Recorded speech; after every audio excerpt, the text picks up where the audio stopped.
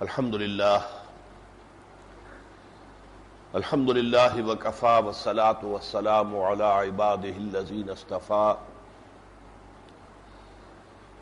خصوصا علی افضلهم وخاتم النبیین محمد الامین وعلی آلہ وصحبہ اجمعین. اما بعد فقد قال اللہ تبارک وتعالی کما ورد فی سورۃ الاحزاب: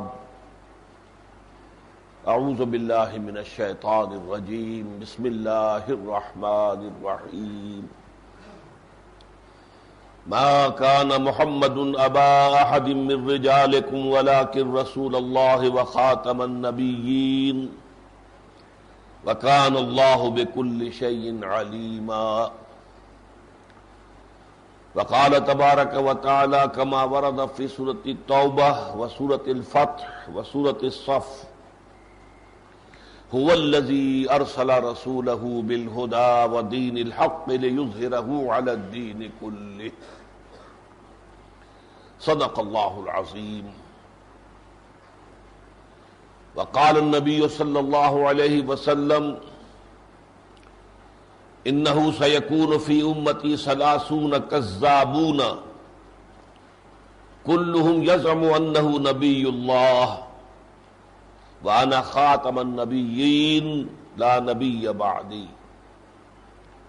رواہ ترمذی عن ثوبان رضی اللہ تعالی عنہ. وقال صلی اللہ علیہ وسلم: لا تقوم الساعة حتى يخرج 30 دجالون كلهم يزعم أنه رسول الله. رواہ ابو داود رحمہ اللہ عن ابی ہریرہ رضی اللہ تعالی عنہ. رب اشرح لي صدري ويسر لي امري واحلل عقدة من لساني يفقهوا قولي. اللهم ربنا الهمنا رشدنا واعذنا من شرور انفسنا. اللهم ارنا الحق حقا وارزقنا اتباعه وارنا الباطل باطلا وارزقنا اجتنابه. آمین یا رب العالمین. حضرات، اس ہفتے کے دوران ایک بہت اچھی بات ہوئی ہے ہمارے ملک میں. منگل کے روز ایک آل پارٹیز ختم نبوت کانفرنس فلیٹیز ہوٹل میں منعقد ہوئی. تمام تقریباً دینی جماعتوں کے نمائندے بلکہ اکابر موجود تھے. بعض سیاسی جماعتوں کے بھی کچھ نمائندے تھے لیکن کم. اس کانفرنس میں بالآخر بڑی طویل کارروائی کے بعد حکومت پاکستان کو الٹیمیٹم دیا گیا کہ ووٹر فارم کے ساتھ جو اس سے پہلے ختم نبوت سے متعلق ایک حلف نامہ شامل ہوتا تھا، اسے جو ساقط کیا گیا ہے، اگر یہ قدم واپس نہ لیا گیا، اس کی تصحیح نہ ہوئی، تو 1 ہفتے کے بعد پھر ہم ایک تحریک شروع کریں گے. جو اچھی بات ہوئی وہ یہ کہ اگلے ہی دن حکومت کی طرف سے اعلان آ گیا کہ ٹھیک ہے، اس غلطی کی اصلاح کر دی جائے گی، اور فیصلہ ہو گیا ہے کہ ووٹ سازی کے لیے جو مسلمان اپنے آپ کو کہتا ہو، وہ اگر ووٹر فارم پر کرتا ہے اپنا ووٹ بنوانے کے لیے، تو اسے ساتھ ہی ایک حلف نامے پر دستخط کرنے پڑیں گے جس میں وہ برات کرے گا قادیانیت کی ہر شکل سے، چاہے وہ اصل قادیانیت ہو اور چاہے وہ لاہوریت. یہ کام جو ہو گیا اور اس قدر سرعت کے ساتھ ہو گیا، تو میں سمجھتا ہوں کہ یہ اچھی علامت ہے کہ حکومت نے، خاص طور پر یہ جو حالات ہیں کہ ہندوستانی افواج جو ہیں ہماری سرحدوں پر کھڑی ہوئی ہیں، اور چھیڑ چھاڑ تو مسلسل وہ جاری ہے ان کی. روزانہ آپ سنتے ہیں، ٹیلی ویژن میں دیکھتے ہیں، اخبار میں دیکھتے ہیں، اتنے آدمی مزید شہید ہو گئے کنٹرول لائن کے ادھر یا ورکنگ باؤنڈری کے سائڈ پر، کتنے لوگ زخمی ہو گئے. چھیڑ چھاڑ تو ہے، پاکستان تحمل کا ثبوت دے رہا ہے، لیکن اگر کوئی اوپن انکرشن ہو گئی، اگر افواج بھارت نے باقاعدہ فوجی حیثیت سے فارمیشن کے ساتھ لائن آف کنٹرول کو اگر کراس کیا، تو پھر پاکستان کی طرف سے بڑا واضح موقف ہے کہ پھر ہم بھی جوابی کارروائی کریں گے، اور جیسا کہ پرویز مشرف صاحب نے کہا پھر جنگ پاکستان کی سرزمین میں نہیں بلکہ بھارت کے سرزمین میں لڑی جائے گی۔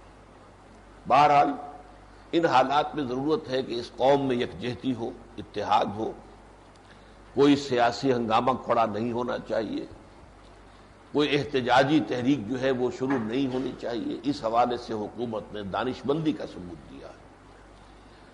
تو اس اعتبار سے حکومت وقت بھی شکریہ اور مبارکباد دونوں کی مستحق ہے۔ پھر یہ کہ وہ جماعت بھی شکریہ اور مبارکباد کی مستحق ہے جس نے کہ یہ آل پارٹیز کانفرنس بلائی، ہوسٹ کیا اس کو، جمعیت علماء اسلام فضل الرحمان گروپ۔ لیکن ان سب سے بڑھ کر میرے نزدیک جو قابل شکریہ بلکہ لائق شکریہ اور مبارکباد ہیں وہ عالمی مجلس تحفظ ختم نبوت کے کارکن ہیں۔ یہ درویش لوگ ہیں، لیکن انہوں نے بڑی ہی عمدہ حکمت عملی کے تحت صرف ایک کام اپنے ذمے لیا ہوا ہے۔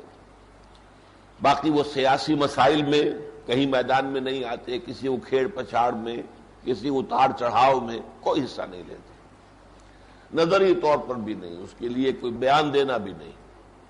وہ صرف ایک کام میں لگے ہوئے ہیں، وہ ہے رد قادیانیت، اور اس میں خاص طور پر اس پہلو سے وہ عقیدہ ختم نبوت کی جو سرحدیں ہیں میں نے انہیں قرار دیا وہ مرابطین کا کام کر رہے ہیں۔ مرابط کہتے ہیں ان کو کہ جو سرحدوں کے محافظ کھڑے ہوتے ہیں، تو عقیدہ ختم نبوت کے مرابطین کا کام کر رہے ہیں، کیونکہ باقی جماعتیں بشمول تنظیم اسلامی میں خود اعتراف کرتا ہوں کہ یہ جو چپکے سے قدم اٹھا لیا گیا تھا، اب ہم نہیں کہہ سکتے کہ یہ بائی اومیشن تھا، غلطی سے ہوا ہے، یا یہ کہ قادیانیوں اور بیوروکریسی میں شامل کچھ لوگوں کی سازش سے ہوا ہے، دونوں شکلیں ممکن ہیں، لیکن خاموشی کے ساتھ انہوں نے وہ حلف نامہ ساقط کر دیا۔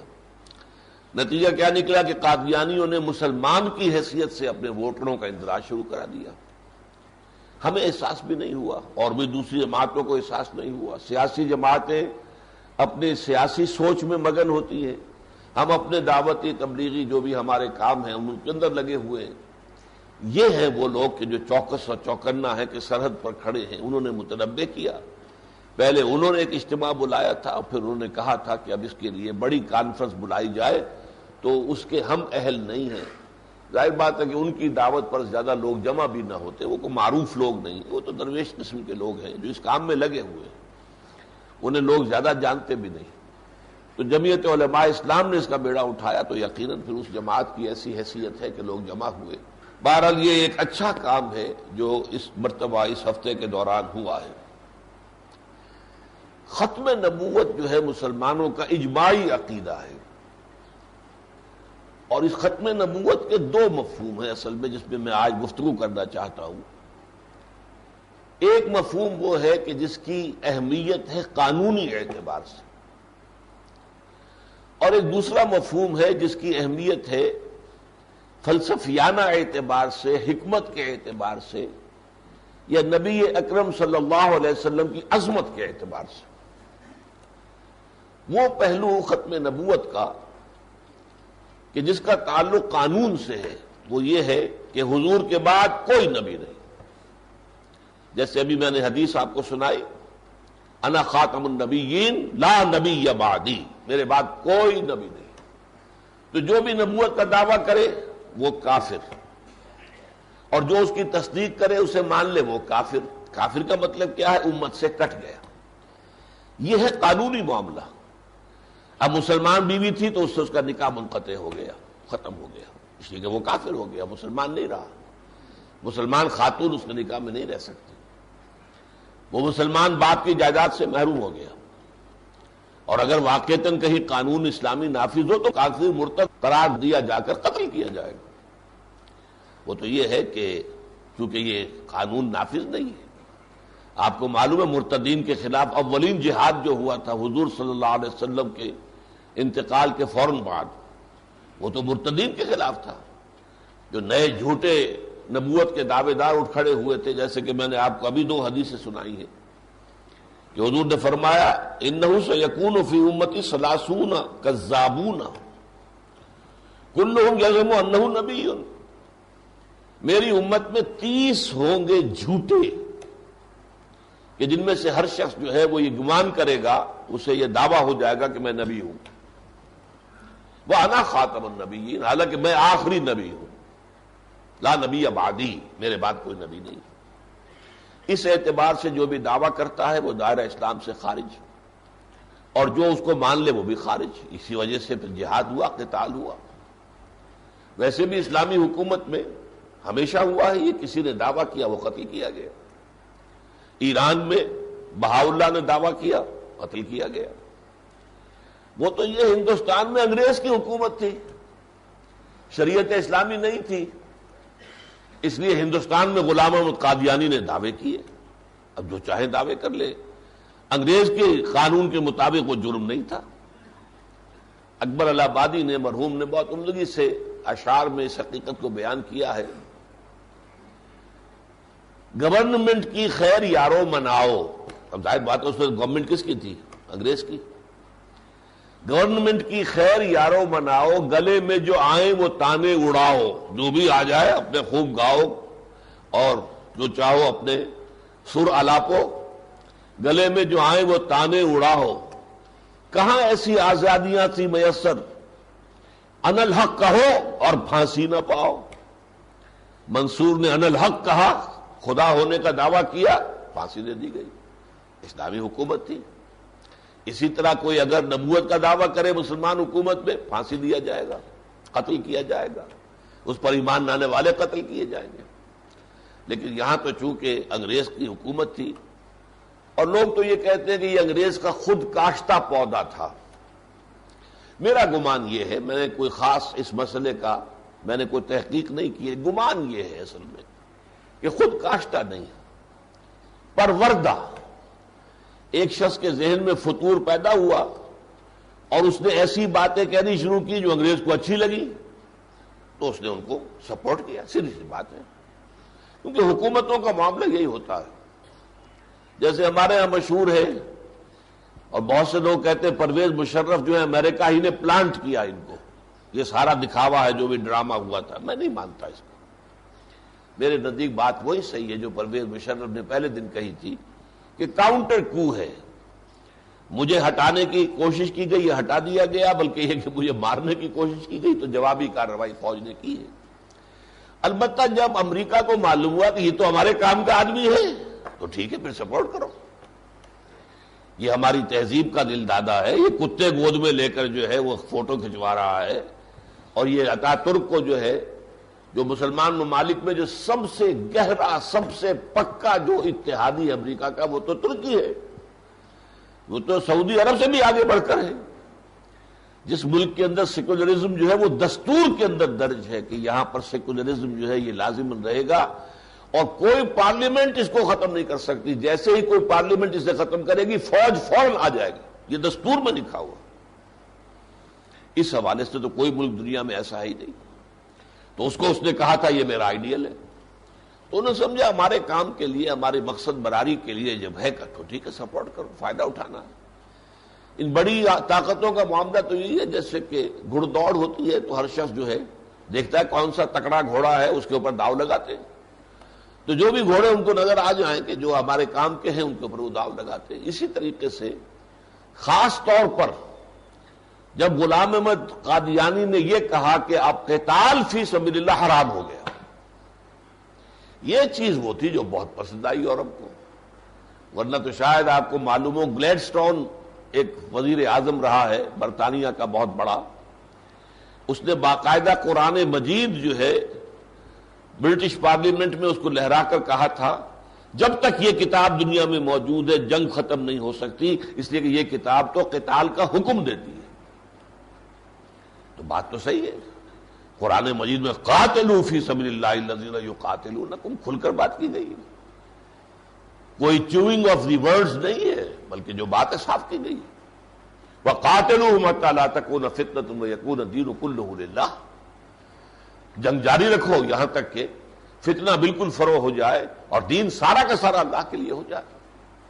اور حضور نے فرمایا الجہاد ماضٍ مذ بعثنی اللہ، الا یقاتل آخر هذه الامت الدجال، فرمایا آپ نے کہ یہ جہاد جو جاری ہوا ہے جس دن اللہ نے مجھے مبعوث کیا، جہاد جاری ہے، جاری رہے گا یہاں تک کہ میری امت کا آخری حصہ جو ہے وہ دجال سے جنگ کرے گا، اس وقت تک یہ جنگ جو ہے جاری رہے گی، جنگ ختم نہیں ہوگی۔ اور آج آپ کو معلوم ہے کہ پورے ویسٹ کو جو بخار چڑھا ہوا ہے وہ مسلمانوں کے وہ جذبہ جہاد کا بخار چڑھا ہوا ہے۔ یہ لوگ جو ہیں یہ تو مرنا تو ان کے لیے بہت ہی آسان ہے۔ یہ کس طرح کے لوگ ہیں؟ یہ لفظ بڑے ہی گہرے اس انداز میں رمزفیلڈ نے کہا تھا، ریزیلینٹ، بہت ہی یعنی یہ کہ چمٹ جانے والے لوگ ہیں، یہ اڑ جانے والے لوگ ہیں، یہ کہا تھا طالبان کے لیے ویری ریزیلینٹ۔ ایسے فائٹرز تو دیکھے ہی نہیں جن کے لیے کہ زندگی کوئی تحفظ کا پہلو تو وہ سامنے اپنے رکھتے ہی نہیں۔ شہادت مطلوب و مقصود مومن، نہ مال غنیمت نہ کشور کشائی، منحصر مرنے پہ ہو جس کی امید، نا امیدی اس کی دیکھا چاہیے۔ بہرحال یہ ہے وہ حالات جس کی وجہ سے یہ پودا پروان چڑھا، اور آج بھی ویسٹ اسے پال رہا ہے، پرورش کر رہا ہے، پوس رہا ہے، سپورٹ کر رہا ہے، یہاں تک کہ امریکہ کا بڑا باوقار ادارہ جو ہے، کوئی ہائی پاورڈ کمیٹی ہے جس نے یہ مطالبہ کیا ہے پاکستان سے کہ قادیانیوں کو غیر مسلم اقلیت قرار دینے والا اپنا دستور کا حصہ ختم کرو۔ یہ اللہ کا شکر ہے کہ وہی حکمت عملی جس کا میں نے پہلے ذکر کیا ہے، پرویز مشرف صاحب کے سامنے یہ حکمت عملی موجود ہے، اور وہ علماء کے ساتھ اور دینی جماعتوں کے ساتھ کوئی اور کنفرنٹیشن مول نہیں لینا چاہتے۔ تو سیرت کانفرنس میں بھی انہوں نے ڈٹ کر کہا کہ قادیانی کافر ہیں، میں ڈٹ کر کہتا ہوں کافر ہیں، بالکل کوئی شک نہ کرو وہ کافر ہیں۔ اور یہ بات جو ہے، بلکہ یہ کہ ویسٹرن پریس نے اور میڈیا نے تو اس کے اوپر جب پہلی مرتبہ ان کی طرف سے مطالبہ آیا تھا کہ توہین رسالت قانون کو جو ہے ختم کرو، اور اس میں تھوڑا سا قدم اٹھایا تھا دیکھنے کے لیے، فیلر چھوڑا تھا ابھی حکومت نے، اس پر جو رد عمل آیا وائلنٹ، تو فوراً قدم پیچھے اٹھایا۔ تو ویسٹ نے جو ہے بڑا پھپتیاں چوس کی تھی کہ یہ تو بڑا بودا آدمی معلوم ہوتا ہے، یہ تو کھڑا رہ نہیں سکا، اس میں دم نہیں ہے، جان نہیں ہے، ہم نے خواب کا بڑا مضبوط گھوڑا سمجھ کر اس پر داؤ لگایا، یہ تو مضبوط نہیں ہے۔ اس وقت ان کا فیصلہ یہ آیا تھا۔ بہرحال وہ تو دوسری بات ہے کہ 11 ستمبر کے بعد اس کولیشن میں جس طرح شامل ہوا اور جس طرح اس نے جو ہے ایک ہی دھمکی آئی ہے بش کی اور بالکل پتاشے کی طرح بیٹھ گیا شخص، یہ دوسری بات ہے کہ اس کی وجہ سے وہ اس وقت کارآمد ہے، اس سے کام نکال رہے ہیں، لیکن وہ وقار نہیں ہے، وہ اس کو تسلیم نہیں کرتے، وہ سمجھتے ہیں کہ ہمارے سارے مقاصد اس کے ذریعے پورے نہیں ہو سکتے۔ بہرحال میں اس وقت جو عرض کر رہا تھا وہ یہ ہے کہ ختم نبوت کا ایک پہلو تو یہ ختم کے دو معنی اردو میں بھی ہے۔ دیکھیے، ایک ہم کہتے ہیں پیسے ختم ہو گئے، دانے مک گئے، پہلے کوئی شے تھی اب نہیں ہے۔ ایک یہ کہ اسکول کا کوئی طالب علم کہتا ہے میں نے اپنا کام ختم کر لیا، یہ ختم کے معنی کیا ہے؟ پورا کر دیا۔ تو ختم کے دو معنی علیحدہ ہوئے، ایک یہ کہ ایک شے تھی اب نہیں ہے، اور ایک یہ کہ وہ مکمل ہو گئے، کام مکمل ہو گیا، کام پورا ہو گیا۔ تو ختم نبوت کے بھی دو مفہوم ہیں، ایک یہ کہ نبوت ختم اس معنی میں ہو گئی کہ آپ کے بعد صلی اللہ علیہ وسلم کوئی نبی نہیں، جو دعویٰ کرے گا وہ کافر، جو مانے گا وہ کافر۔ تو یہ چونکہ قانونی اعتبار سے بہت اہم ہے، تو صاحب ہمارے علماء کرام نے ختم نبوت کے اس پہلو کو واضح کرنے کا حق ادا کیا۔ خاص طور پر ایک کتاب اس موضوع پر جو مکمل ہے، مولانا سید انور شاہ کاشمیری رحمۃ اللہ علیہ کی، واقعہ یہ ہے کہ وہ خود مکتفی کتاب ہے، مکمل کتاب ہے، اب اس پر کوئی اضافہ نہیں ہو سکتا، وہ دلائل اتنے قوی ہیں، مضبوط ہیں، جمع ہو گئے۔ البتہ ایک اس کا دوسرا پہلو بھی ہے، اب چونکہ ختم نبوت کا وہ مسئلہ میں زیادہ تفصیل سے بات کرتا، اگر یہ فیصلہ نہ حکومت کا آ گیا ہوتا تو اسی موضوع پر زیادہ بات کرتا، لیکن اب میں آج جو بات کرنا چاہ رہا ہوں وہ ختم نبوت کے دوسرے پہلو پر۔ اس دوسرے پہلو کا تعلق ہے فلسفہ دین سے، فلسفہ نبوت سے، اور حضور کی فضیلت سے۔ حضور پر نبوت و رسالت مکمل ہوئی، اس لیے فرض کیجئے کہ کوئی ایک شے ہموار طریقے سے کوئی دیوار چلی آ رہی ہے، ایک جگہ آ کر ختم ہو گئی، تو یہ واقعہ تو ہے کہ ایک دیوار تھی اب ختم ہو گئی، لیکن فضیلت کی کوئی بات تو نہیں ہے۔ بلکہ ذرا گہرائی میں سوچئے، نبوت اللہ کی رحمت کا مظہر ہے، تو جب شروع ہوئی اس کی زیادہ فضیلت ہوگی یا جب ختم ہو گئی تب فضیلت ہوگی؟ رحمت شروع ہوئی اس کی فضیلت ہونی چاہیے، رحمت خداوندی کی، نہ یہ کہ جب وہ رحمت ختم ہو گئی اس کی فضیلت کیسے ہوگی؟ یہی دلیل تھی، میں آپ کو بتاتا، غلام احمد قادیانی نے، بدبخت نے، مسلمانوں کے دلوں میں نرمی پیدا کرنے کے لیے سب سے پہلے اس نے نبوت کا دعویٰ تو بہت بعد میں کیا ہے، اجرائے وحی کا، کہ وحی بند نہیں ہوئی، یہ غلط ہے مسلمانوں کا عقیدہ کہ وحی نبوت ختم ہو گئی، کیسے ہو سکتی؟ وحی تو رحمت ہے، رحمت، اللہ کی رحمت ختم ہو سکتی ہے؟ اب عام آدمی کے لیے یہ کس قدر اپیلنگ بات ہے۔ جیسے ایک اور بات اس نے کہی جو کہ مسلمان عوام کے لیے، جہلاء کے لیے خاص طور پر بہت دل کو اپیل کرنے والی تھی، یہ کیسے ہو سکتا ہے ہمارے نبی تو فوت ہو کر اور زیر زمین دفن ہو گئے اور عیسیٰ جو ہے وہ زندہ آسمان پر اٹھا لیے گئے اور وہ آسمان پر زندہ ہیں، گویا کہ عیسیٰ افضل ثابت ہو گئے محمد سے صلی اللہ علیہ وسلم۔ لہذا یہ عقیدہ غلط ہے۔ یہ بھی عوامی سطح پر جو مسلمانوں کو حضور کے ساتھ جو محبت ہے، جو حضور کی نگاہ میں عظمت ہے، اس کے اعتبار سے اپیل کرنے والی بات ہے۔ ان چیزوں سے در حقیقت کچھ لوگ ہوتے ہیں فتنہ انگیز، فتنہ پرور، جو بعض ایسی چیزوں کے ذریعے سے پہلے اپنا اثر اور رسوخ پیدا کرتے ہیں کہ لوگ ان کی بات کو توجہ سے سنیں، پھر جب لوگ گرویدہ ہوگا تو پھر ان کو لے جاؤ جدھر جاؤ۔ اس حوالے سے میں آپ کو بتاتا ہوں کہ یہ بات واقعتاً اپنی جگہ دل کو لگتی ہے کہ اگر تو یہ ہموار طریقے سے چیز آ رہی پھر ختم ہو گئی تو یہ ایک واقعہ تو ہے لیکن اس میں فضیلت کوئی نہیں، اور اگر یہ ہو کہ نہیں یہ تدریجاً ترقی کرتے ہوئے اپنے نقطۂ عروج کو پہنچ کر ختم ہوئی، اب یہ فضیلت ہے۔ ختم نبوت بئی معنی کہ نبوت آپ پر مکمل ہو گئی، رسالت کی آپ پر تکمیل ہو گئی۔ اس کو حضور نے ایک اور حدیث سے واضح کیا کہ ایک قصر، ایک بڑی عمارت شاندار بنی ہوئی تھی، لوگ اس کے ارد گرد گھومتے تھے، دیکھتے تھے، واہ کیا عمدہ عمارت ہے، لیکن ایک جگہ ایک اینٹ کی جگہ خالی تھی، اور لوگ سوچتے تھے کہ یہ وہ معمار، وہ لوگ جنہوں نے یہ بنایا، یہ کیا یہ رکھنا سا جو ہے۔ تو میرے آنے سے وہ اینٹ مکمل ہو گئی، قصر نبوت کی تکمیل ہو گئی، رکھنا ختم ہو گیا۔ یہ ہے ختم کا دوسرا مفہوم، تکمیل، تکمیل نبوت و رسالت، اور اس میں فضیلت محمدی ہے صلی اللہ علیہ وسلم۔ اب اس تکمیل رسالت دیکھیے، جہاں تک وہ پہلا تصور ہے،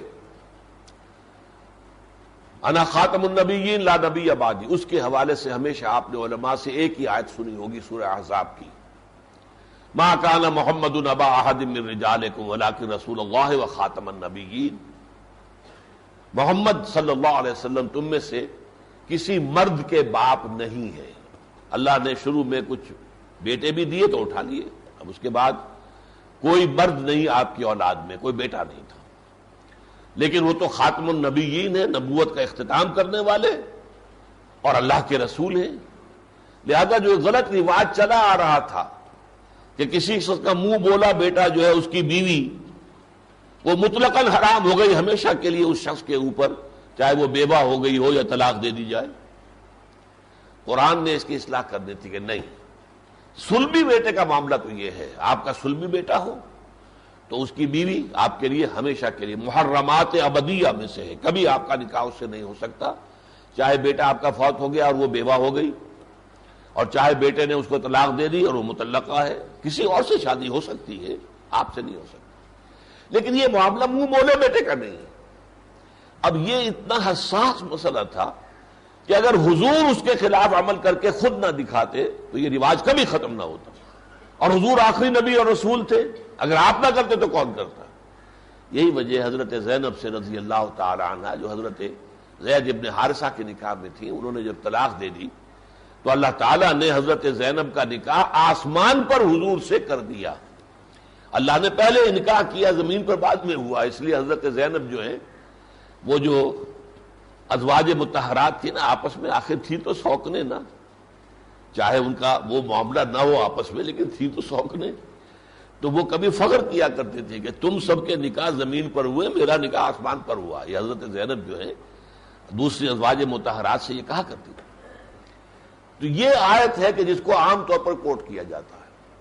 لیکن تکمیل نبوت اور رسالت کے اعتبار سے جو آیت اہم ترین ہے وہ در حقیقت وہ ہے جو میں نے آپ کو سنائی، جو 3 مرتبہ قرآن میں آئی. هو الذی ارسل رسولہ بالہدی ودین الحق لیظہرہ علی الدین کلہ. وہی ہے اللہ جس نے بھیجا اپنے رسول کو ہے اس میں الہدا، ہدایت کاملہ دے کر، اور دین حق اور مکمل دین دے کر، تاکہ وہ غالب کرے اسے پورے کے پورے دین پر، یہ تمام ادیان پر. یہ آیت ہے تکمیل نبوت و رسالت کی. اسی کی وضاحت مجھے آج کرنی ہے. ایک اور اعتبار سے تو اس آیت پہ بہت مرتبہ گفتگو ہوئی ہے، لیکن 5 مظہر ہیں تکمیل نبوت و رسالت کے جو اس آیت کے ذریعے سے ہمارے سامنے آتے ہیں. لیکن اس سے پہلے نوٹ کر لیجئے کہ حضور کے ذکر کے بیان میں قرآن مجید میں اکمال، تکمیل، اتمام، تتمیم یہ الفاظ بار بار آتے ہیں. الیوم اکملت لکم دینکم واتممت علیکم نعمتی، اکمال اور اتمام. اسی طریقے سے وَيَأْبَى اللَّهُ إِلَّا أَن يُتِمَّ نُورَهُ، اللہ کو ہرگز منظور نہیں ہے مگر یہ کہ اپنے نور کا اتمام کرے گا. یریدون لیطفئوا نور اللہ بافواہہم واللہ متم نورہ، اللہ اپنے نور کا اتمام فرما کر رہے گا. ایک حدیث میں آتا ہے حضور نے فرمایا انما بعثت لاتمم مکارم الاخلاق، میں اس لیے بھیجا گیا ہوں کہ جو اخلاق حسنہ کی بلندیاں ہیں ان کو کامل کر دوں، تتمیم کر دوں ان کی. یہاں تتمیم آیا، اکمال اور تکمیل باب افعال اور باب تفعیل، اتمام اور تتمیم وہی باب افعال باب تفعیل. تھوڑی سی بھی عربی کیا شدھ ہو تو شدھ بدھ ہو تو پھر یہ کہ اس میں لطف آتا ہے انسان. یہ الفاظ حضور کے ذکر کے ساتھ خاص ہیں.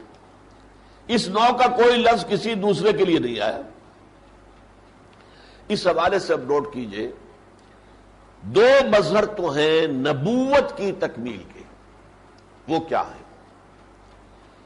نبوت تھی ہدایت کے لیے.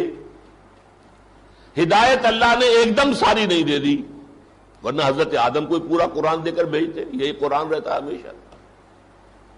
نہیں، ابھی انسان کا عہد طفولیت تھا، ابھی اس کا ذہن ابھی ڈیولپ نہیں ہوا تھا، اس کے شعور کا ارتقاء نہیں ہوا تھا، اس کا فکر ابھی میچور نہیں ہوا تھا.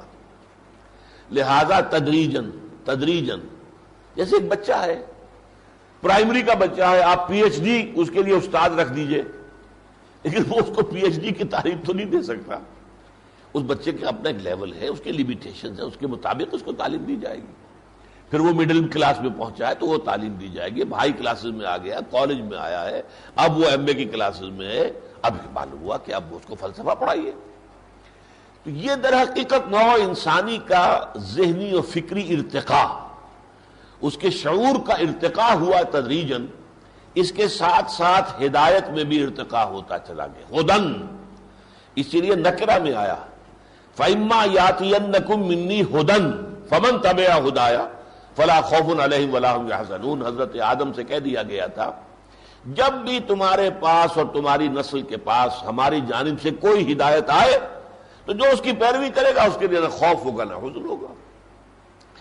یہ ہے در حقیقت انٹرم پیریڈ کے لیے ہدایات آتی رہی تاں کے سن 600 عیسوی میں. اب یہ مسئلہ ایسا ہے، اس کو تاریخ فلسفہ کی مہارت رکھنے والے لوگ جانتے ہیں اور بیان کرتے ہیں.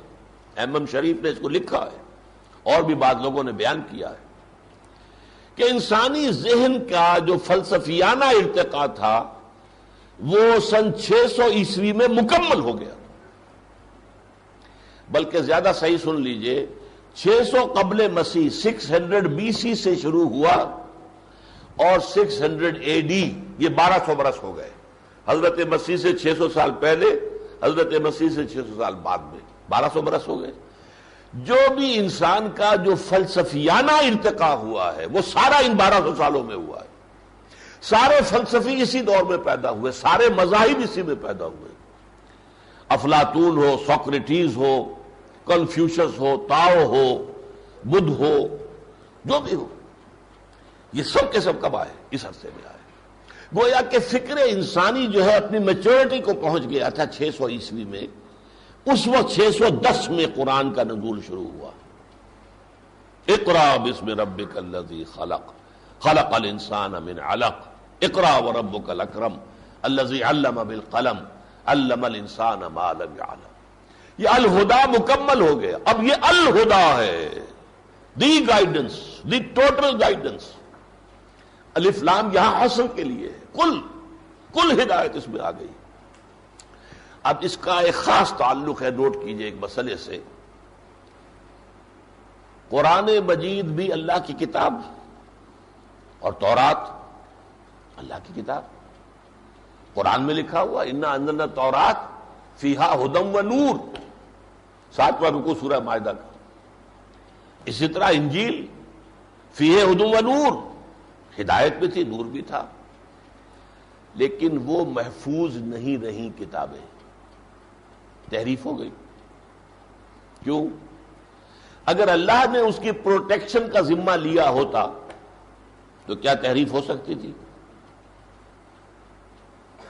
قرآن کی حفاظت کا ذمہ لے لیا، انا نحن نزلنا الذکر۔ اب دیکھیے یہ ٹکڑا جو ہے انا نحن نزلنا الذکر، ہم نے یہ ذکر نازل کیا، یہ تو تورات پر بھی اپلائی ہوتا ہے۔ تورات کس نے نازل کی؟ اللہ نے۔ انجیل پر بھی، زبور پر بھی، صحف ابراہیم پر بھی، جن کا نام و نشان دنیا میں اب نہیں رہا، یہ سب کس نے نازل کیے؟ اللہ نے۔ تو انا نحن نزلنا الذکر تو سب میں کامن ہے، وَإِنَّا لَهُ لَحَافِظُونَ، یہ صرف قرآن کے لیے۔ اور اگر سوچئے اللہ نے اگر ذمہ نہ لیا ہوتا تو کیا ہم چھوڑ دیتے تحریف کیے بغیر اسے؟ ترجموں میں تحریفیں ہوئیں،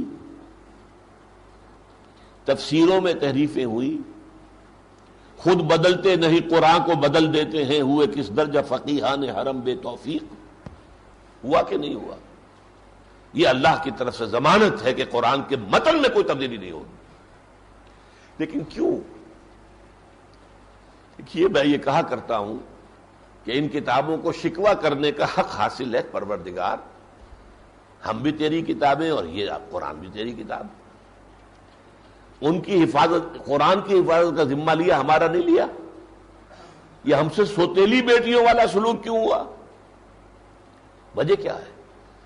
ابھی ان میں ہدایت مکمل ہوئی نہیں تھی، وہ تو انٹرم پیریڈ کے لیے ہدایات تھیں، ہدایات، انسٹرکشنز، ڈوز اینڈ ڈونٹس، احکام عشرہ، یہ ابھی انٹرم پیریڈ کے لیے۔ الہدا تو آنی تھی نا ابھی، جب وہ مکمل ہو گئی اس کی حفاظت کی گئی۔ اسی پر میں نے دلیل قائم کی تھی ایک قادیانی کے سامنے۔ میں نے کہا دیکھو اجرائے وحی کے لیے جو دلیل دی تھی غلام احمد قادیانی نے کہ رحمت کیسے بند ہو سکتی ہے، میرا جواب سنو۔ کیا تم مانتے ہو کہ قرآن میں ہدایت مکمل ہو گئی؟ کہ جی ہاں مانتے ہیں۔ نمبر 2، کیا تم مانتے ہو کہ قرآن محفوظ ہے؟ ہاں ہم مانتے ہیں۔ تو پھر مجھے ضرورت بتاؤ مزید ہدایت۔ منطقی اعتبار سے 2 ہی شکلیں ممکن تھیں، یا تو قرآن میں ہدایت مکمل نہیں ہوئی تو مزید آنی چاہیے، وہی آنی چاہیے، یا قرآن میں ہدایت مکمل تو ہو گئی تھی، تحریف ہو گئی، گم ہو گئی، ضائع ہو گئی، تب بھی آنی چاہیے بھائی۔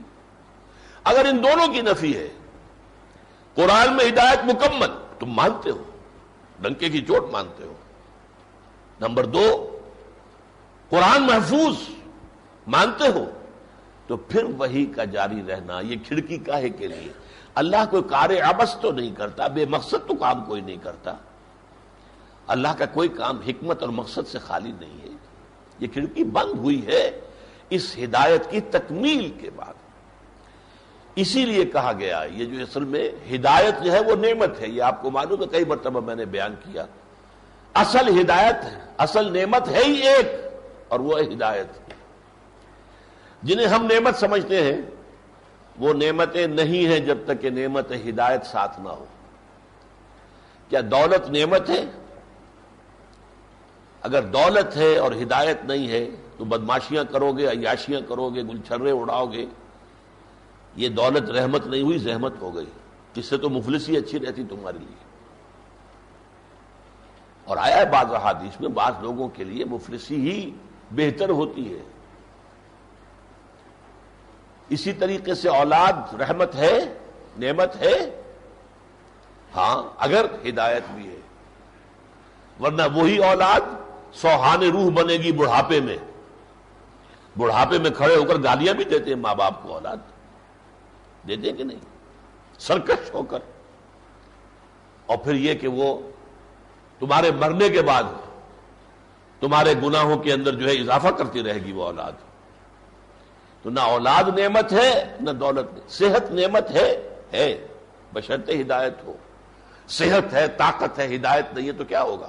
زیادہ زوردار انداز میں برائی کا کام کرو گے. تو نعمت ہدایت اصل میں ہے اصل نعمت. اس کے ساتھ جو شے مل جائے نعمت بن جائے گی. لیکن اگر صرف یہی ہے، ہر شے ہے لیکن نعمت نہیں، ہدایت نہیں ہے تو نعمت نہیں. اسی لیے قرآن مجید نے وَأَتْمَمْتُ عَلَيْكُمْ نِعْمَتِي، اب میں نے تم پر اپنی نعمت ہدایت کا اتمام کر دیا ہے. اچھا ہدایت ہی نور ہے. نور کیا ہے؟ روشنی ہے تو آپ راستہ دیکھ رہے ہیں، چل رہے ہیں. روشنی نہیں ہے تو کیسے چلیں گے؟ تو ہدایت اور نور یہ بھی مترادف الفاظ ہیں. واللہ متم نورہ، اللہ اپنے نور کا اتمام فرما کر رہے گا، یعنی اپنے نعمت ہدایت کا اتمام فرما کر رہے گا. وَيَأْبَى اللَّهُ إِلَّا يُتِمَّ نُورَهُ، اللہ کو ہرگز منظور نہیں ہے مگر یہ کہ اپنے نور کا اتمام فرمائے. تو نوٹ کر لیجئے کہ پہلا مظہر جو ہے تکمیل نبوت کا، ہدایت قرآن میں کامل ہو گئی. اور جب کامل ہو گئی تو اس کی حفاظت کا ذمہ اللہ نے لے لیا. اب یہ ابد الآباد تک کے لیے یہ ہدایت موجود ہے.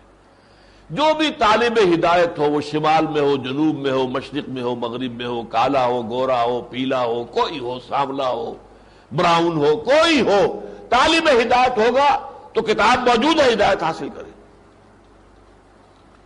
تو پہلا مظہر جو ہے تکمیل نبوت کا، تکمیل ہدایت بشکل قرآن. دوسرا مظہر دین کی تکمیل، الیوم اکملت لکم دینکم. اس کا بھی پس منظر کیا ہے؟ دیکھیے دین ایک نظام کا نام ہے. اللہ کا نظام، اللہ کا دین. شاہی نظام، بادشاہ کا دین. ما کان لیأخذ اخاہ فی دین الملک، حضرت یوسف اپنے بھائی کو نہیں روک سکتے تھے بادشاہی نظام کے تحت. اچھا اب نظام کی بات کیا ہے؟ ابتدا میں انسانی زندگی میں نظام کوئی تھا ہی نہیں، انفرادیت تھی بس. کہیں رہ رہے کھو میں، کسی غار میں، ہر شخص اپنے غار کا مالک ہے. کوئی میونسپل کمیٹی بھی نہیں ہے، کوئی سڑکوں کو روشن کرنا بھی نہیں ہے، کوئی راستے کو صاف کرنے کے لیے خاک روب نہیں، کچھ بھی نہیں، نظام ہے ہی نہیں. اپنی اپنی غار کا ہر شخص مالک ہے، مطلق مختار. اس کے بعد ایک نظام پیدا ہوا دنیا میں، قبائلی نظام. بھائی ٹھیک ہے، قبیلہ ہے ہمارا، 1000 2000 آدمی ہم ہیں، ہمارا ایک سردار ہے، سردار کا کہنا ماننا ہے. ہماری کچھ روایات ہیں، ان روایات پر پورا اترنا ہے. اب یہ قانون شروع ہوا، بندشیں شروع ہوئی. نظام جب آتا ہے تو بندشیں آتی ہیں. اب تمہیں قبیلے کے سردار کا حکم ماننا پڑے گا، پسند ہو یا نہ ہو، سردار ہے. اس سے آگے چل کر سٹی سٹیٹس قائم ہوئی، شہری ریاستیں. 4 قبیلے فرض کیجئے ایک جگہ آ کر آباد ہو گئے. ہر قبیلے کا اپنا نظام ہے، اس کا شیخ ہے، اس کا جو ہے سردار ہے. لیکن آپس میں کیسے معاملہ کریں گے؟ یہاں سے دستور کا آغاز ہوا، کانسٹیٹیوشن. کوئی نہ کوئی اصول طے کرنے پڑیں گے، آپس کا معاملہ کرنا ہے. جس کی میں مثال دے رہا ہوں، یعنی یہ بات عجیب ہے، سیرت النبی کا ایک بہت اہم نقطہ ہے. حضور کی جہاں بعثت ہوئی مکہ، وہ ایک قبیلے کا شہر تھا، صرف قریش. وہاں قرشی رہ سکتا ہے، یا قرشی کا غلام رہ سکتا ہے، یا قرشی کا حلیف رہ سکتا ہے، چوتھا آدمی رہ ہی نہیں سکتا. کوئی فورنر وہاں نہیں رہ سکتا تھا جب تک کہ کسی نہ کسی قریشی کا وہ حلیف نہ بن جائے. جیسے آپ کو معلوم ہے آج کل بھی سعودی عرب میں آپ کوئی کاروبار نہیں کر سکتے جب تک کہ کوئی سعودی آپ کے ساتھ شامل نہ ہو. قانون ہے یا نہیں؟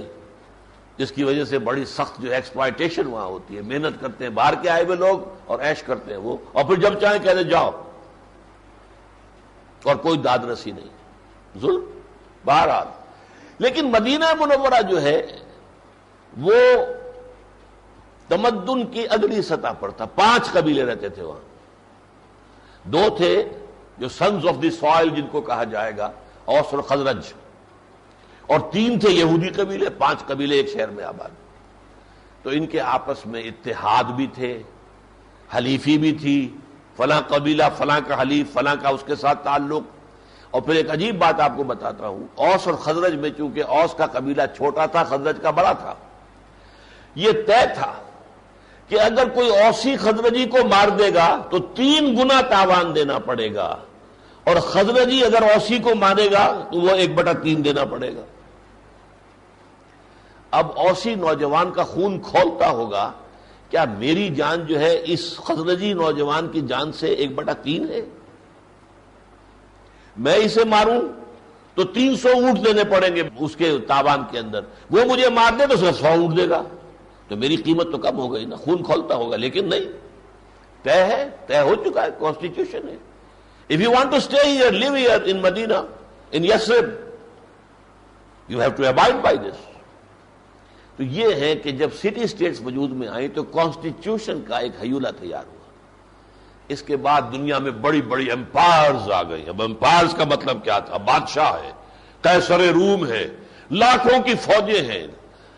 آپ کو معلوم ہے رومن لیجنز مشہور ہے تاریخ کے اندر, جس طرح کی یہ فوجیں تھیں, غرق آہن, اور جس طرح کی سٹینڈنگ آرمیز, ٹرینڈ آرمیز. ادھر یہ کہ کسرا کی امپائر. 2 عظیم سپر پاورز جو ہیں وہ عرب کا جو پیننسولا ہے, جزیرہ نما عرب کے سر پر بیٹھی ہوئی تھی. ایک ذرا سا داہنی طرف, ایک ذرا سا بائیں طرف تھی, سر پر دونوں کی دونوں. شام اس کے قبضے میں, عراق اس کے قبضے میں, حالانکہ یہ دونوں عرب کے حصے تھے, عراق عرب, شام عرب. اب جب بادشاہ کا نظام ہے, بادشاہ کے محل بن رہے ہیں, بادشاہ کی سٹینڈنگ آرمیز ہیں, بادشاہ کے لیے عیش ہیں ہر طرح کے, اور یہ جو غریب ہے, کسان ہے, وہ محنت کر رہا ہے تو اس کا جو ہے لگان جا کر لے گیا ہے, بادشاہ کا جاگیردار آیا ہے لے گیا ہے, اس کے بچے کے لیے سال بھر کی خوراک بھی نہیں بچی. یہ نظام تھے جب کہ اللہ تعالیٰ نے محمد العربی صلی اللہ علیہ وسلم کو مبعوث کیا. کہ اس نظام کے اندر جو غلطیاں آ گئی ہیں, اس میں جو ظلم آ گیا ہے, اس میں جو آپریسرز اینڈ دی آپریسڈ, یہ کلاسز پیدا ہو چکی ہیں, ایکسپلائٹرز اینڈ دی ایکسپلائٹڈ, یہ طبقات پیدا ہو چکے ہیں. اس میں اونچے ہیں اور نیچے ہیں, شودر نیچا ہے, برہمن اونچا ہے, کشتری اونچا ہے. یہ سارے ان تمام نظاموں کو, ان کے اندر جو ظلم پیدا ہو گئے ہیں, جو حق تلفیاں ہو رہی ہیں, جو انسانیت کی توہین ہو رہی ہے, ان سب کو ختم کرنے کے لیے اب دین حق کامل کر کے محمد عربی کو دے دیا گیا صلی اللہ علیہ وسلم. الیوم اکملت لکم دینکم. دیکھیے دین تو موسیٰ کا بھی یہی تھا, لیکن ابھی نوع انسانی طفولیت کے عہد میں تھی, ابھی وہ نظام دنیا میں آئے نہیں تھے. تکمیل دین تو اس وقت ہوگی جبکہ تکمیل نظام ہو جائے. وہ جب بڑی بڑی امپائر دنیا میں قائم ہو گئی تو گویا کہ اجتماعیت اپنے عروج کو پہنچ گئی, اجتماعی نظام. اور اس کے اندر اب ضرورت پیش آئی کہ دین حق جو ہے اللہ تعالیٰ کی طرف سے عطا کردہ نظام, جو ہر اعتبار سے عدل اور انصاف پر مبنی ہو, وہ انسان کو دے دیا جائے. یہی وجہ ہے کہ جب ایک ایرانی سپہ سالار نے پوچھا تھا مسلمانوں سے, تم کیوں ہم پر چڑھ دوڑے ہو, تمہارا ہمارا جھگڑا کوئی نہیں تھا, پہلے بھی تم آیا کرتے تھے, ٹرائبل ریڈز جیسی ہوتی ہیں, چھاپا مار آ کر لوٹ مار کر کے چلے جاتے تھے, اس دفعہ ہماری جان نہیں چھوڑ رہے, کیا بات ہے, وجہ کیا ہوئی؟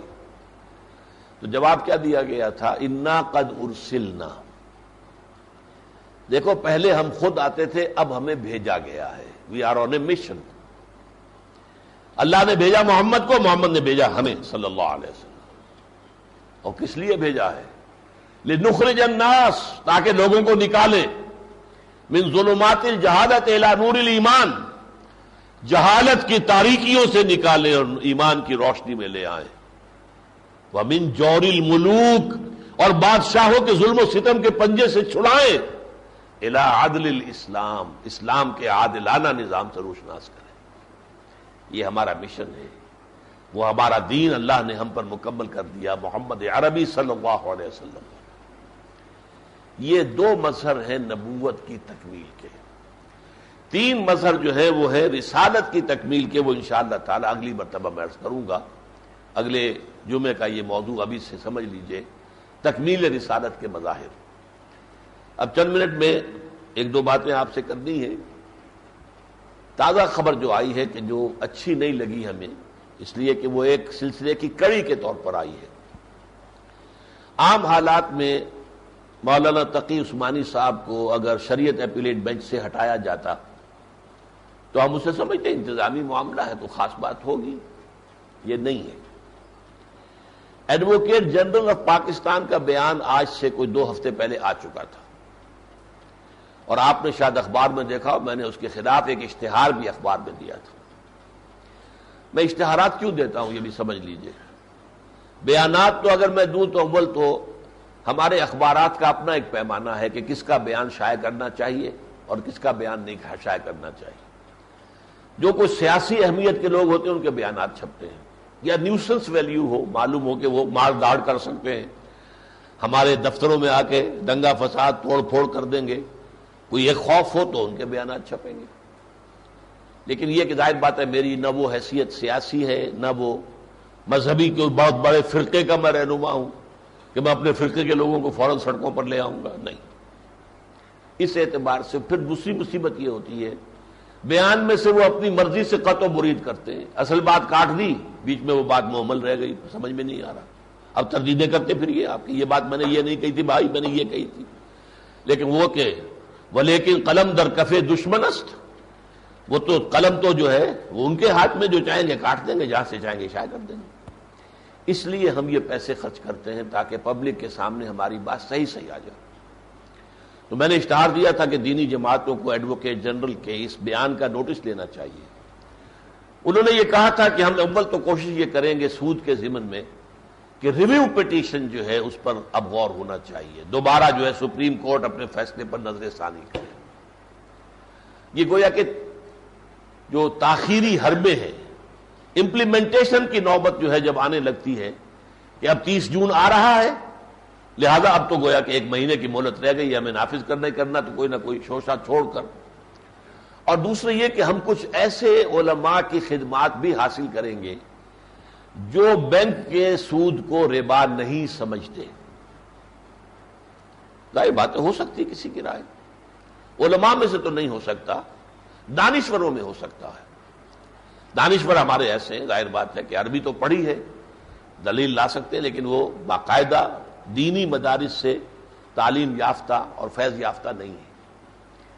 اب یہ 2 باتیں سامنے رکھیے جس پر میں نے کہا تھا کہ دینی قیادت کو اس کا نوٹس لینا چاہیے. لیکن افسوس یہ ہے کہ ہماری دینی قیادت جو عقائد سے متعلق بات ہوتی ہے اس پر تو وہ الرٹ ہے پورے، جیسے یہی قادیانیت کا مسئلہ تھا، اس کا تعلق جو عقیدے سے ہے.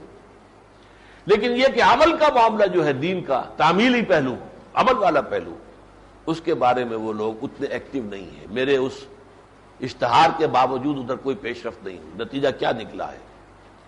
اب تقی عثمانی صاحب وہ یقیناً ایک بہت مستند عالم اور بڑے یوں سمجھیے کہ ان کی شخصیت اور ان کی حیثیت جو ہے مسلم حیثیت کے مالک. پھر یہ کہ جدید سے ان کا بڑا رابطہ ہے، انگریزی پر انہیں عبور حاصل ہے اور دنیا بھر میں گھومے ہیں، لیکچرز دیتے ہیں. پوری دنیا میں اس وقت جو ہے فقہ اسلامی کے جو چند گنے چنے لوگ مانے جاتے ہیں ایکسپرٹ، ان میں سے وہ بھی ہیں. اب انہیں ہٹا کر 2 آدمی لائے گئے. ایک تو علامہ ڈاکٹر خالد محمود، وہ تو ویسے یہ کہ علماء میں سے ہیں اور میں سمجھتا ہوں راسخ العقیدہ لوگوں میں سے ہیں. دوسرے آئے ہیں ڈاکٹر رشید جالندھری صاحب، وہ آزاد خیال دانشور ہیں. اور 5 رکنی جو ہے بینچ بنا دیا گیا ہے اب ریویو پٹیشن کے لیے. ریویو پٹیشن اب کتنے سال لے جائے، وہ تو عدالت کے اندر بحثوں پر بحثیں چلتی ہیں، اس کے بعد جورس کنسلٹ آ جاتے ہیں، علماء کو بلا لیں گے، ان کو بلا لیں گے، تو گویا کہ ہم پھر ایک عملی اعتبار سے سکوئر ون کے اندر پھر دوبارہ پہنچ جائے. اس پر احتجاج کی صدا اٹھنی چاہیے کہ یہ تو اب یہ ناداں گر گئے سجدے میں جب وقت قیام آیا، اب تو امپلیمنٹیشن کا وقت آیا تھا، اب تو در حقیقت اس کی تنفیذ کا وقت آیا تھا. بہت ایکسرسائزز ہو چکی ہیں، بہت سی رپورٹیں پیش ہو چکی ہیں انٹرسٹ لیس بینکنگ کے لیے. ان میں سے کسی کو نافذ کرو، اللہ کا نام لو، بسم اللہ کرو اگر نیت ہے، اور اگر نیت ہی نہیں ہے تو بات دوسری ہے. لیکن اس میں یہ ہے کہ ہمارے دینی حلقوں کو بھی میں نے کوشش کی ہے بعض حلقوں سے ذاتی ملاقاتیں کر کے بھی کہ خدا کے لیے کھڑے ہوں اس معاملے کے اندر. اگر اس وقت جو ہے ہم خاموش رہ گئے، بیٹھے رہ گئے، تو پھر یہ ساری محنت جو اب تک ہوئی ہے وہ ختم ہو جائے گی. بہرحال اسی پر میں اپنی آج کی گفتگو کا تو اکتفا کر رہا ہوں. آپ کو ایک بات اور بتانی ہے.